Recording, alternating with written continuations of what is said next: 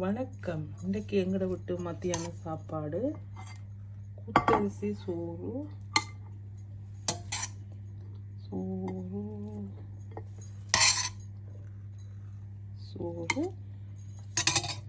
பருப்பு கறி. எப்பயுமே சமைக்கிற பருப்பு கறி, பருப்பு. அடுத்தது மீன் குழம்பு.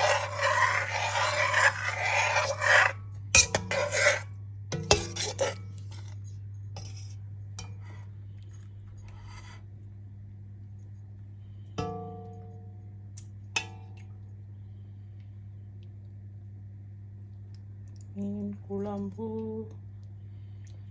இது வெள்ளை மீன் குழம்பு. அடுத்தது வெள்ளை மீன் பொரியல். இதுதான் எங்கள் வீட்டு மத்தியான சாப்பாடு. சாப்பிடுங்க.